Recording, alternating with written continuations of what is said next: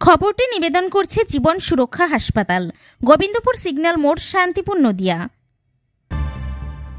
পুরোকে নিষিদ্ধ করা হয়েছিল ই রিক্সা চালানোর জন্য এবং সেখানে গভর্নমেন্ট একটা ঘোষণা করেছিল।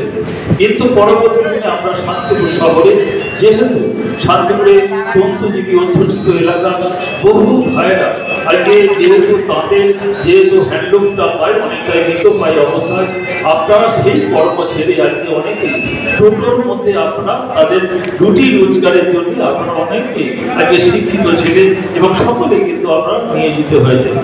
স্বাভাবিকভাবে আপনাদের জন্য আমাদের নিশ্চিতভাবে কষ্ট হয় কীভাবে আপনাদের পাশে দাঁড়ানো যায়।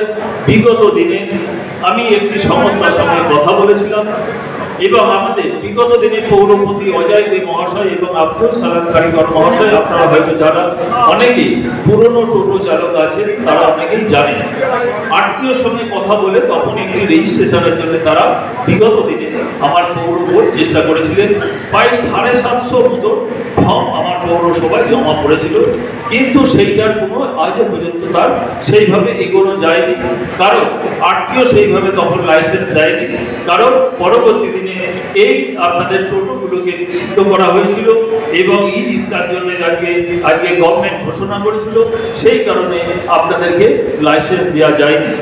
আমি একটি সংস্থার সঙ্গে আমাদের কথা বলেছিলাম এবং শহরের টোটো যারা আজকে চালান তাদের ক্ষেত্রেও কিছু আজকে গাইডলাইন নিশ্চিতভাবে যখন পৌরসভা তাদের পাশে গিয়ে তাদের রেজিস্ট্রেশনের জন্যে, তাদের যাতে চালানোর জন্যে যখন আজকে লাইসেন্স দেবে, আজকে আমরা একটা সংস্থার সঙ্গে কথা বলেছিলাম, অবিলম্বে স্ক্যানার কোড সহ রেজিস্ট্রেশনের জন্য উদ্যোগ গ্রহণ করা হবে। ইতিমধ্যে তাদের সঙ্গে কথা হয়েছে এবং এই স্ক্যানার কোডটা বসালে সেই জায়গায় আপনাদের নাম, আপনাদের বয়স, আপনাদের পেশা, আপনাদের ব্লাড গ্রুপ সমস্তটাই কিন্তু এই স্ক্যানারের মধ্যে থাকবে।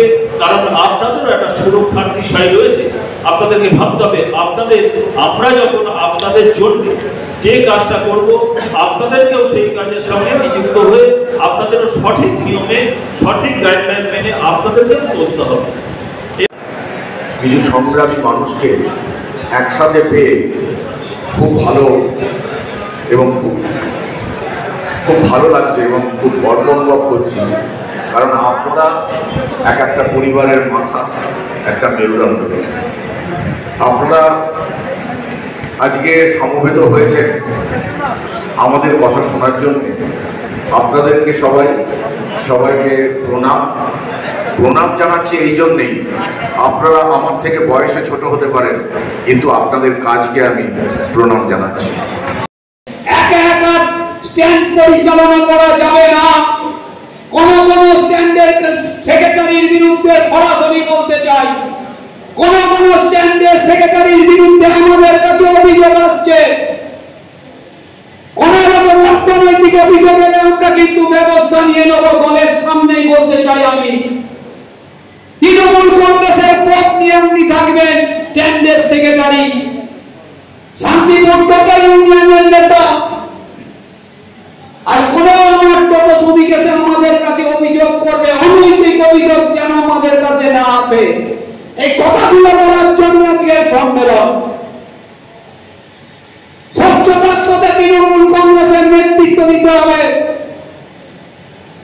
আমাদের মমতা বন্দ্যোপাধ্যায় 24 ঘন্টার মধ্যে 18 ঘন্টা কাটছে একটার পর একটা উন্নয়ন। আপনার মেয়ের পড়াশোনার দায়িত্ব দিয়েছে, আপনার ছেলের পড়াশোনা করতে আপনাকে ভাবতে হয় না। আমার বাবাকে ভাবতে হয়েছে, বামপন্থ সরকার ছিল, বাবাকে বই কিনে দিতে হয়েছে, কলেজের মাইনে দিতে হয়েছে, পায়ে কেস কিনে দিতে হয়েছে, হাতে পয়সা দিতে হয়েছে, তারপর স্কুলে গেছি, কলেজে গেছি। আপনাদের ভাবতে হচ্ছে না আপনার ছেলে মেয়ের কথা, দিদি ভাবছে। আপনার মেয়ে বিয়ের সময় রূপশ্রী টাকা দিদি দিচ্ছে, আপনার মেয়ে স্কুল কলেজে হচ্ছে কন্যাশ্রী টাকা দিদি দিচ্ছে, আপনাকে বিনা পয়সায় চাল দিচ্ছে, আপনার বৃদ্ধ বাবা মাকে বার্ধক্য ভাতা দিচ্ছে, 69টা প্রকল্প চলছে, আরো প্রয়োজন আছে, মানুষের অনেক চাহিদা আছে। রাস্তা শুধু করেছে তা নয়, যাদের বাড়িতে জল ছিল না আমাদের চেয়ারম্যান সবার বাড়িতে এখন বিনা পয়সায় পানীয় জল পৌঁছে দিচ্ছে। করছে তো পৌরসভা, সব তো মমতা আমাদেরকে বলেছে, সেই কাজ চেয়ারম্যানরা কাউন্সিলর বোর্ড করছে। আজকে আমাকে অযোধ্যায় রাম মন্দির নিয়ে চিৎকার করে, 1000 বছর ধরে চর্চা হবে, 1000 বছর ধরে। পুরীতে যে আজকে মন্দির ছিল, পুরীতে জগন্নাথ মন্দির, আজকে দীঘায় জগন্নাথ ধাম হয়েছে। আপনারা সবাই মোবাইল দেখেন, সবার হাতে বড় বড় মোবাইল। লাখো লাখো মানুষ প্রতিদিন দীঘার জগন্নাথ ধামে যাচ্ছে, মহাপ্রভুকে স্মরণ করছে। ইতিহাসের পাতায় লেখা থাকবে, মমতা বন্দ্যোপাধ্যায়ের নেতৃত্বে এই জগন্নাথ ধাম প্রতিষ্ঠিত হয়েছে।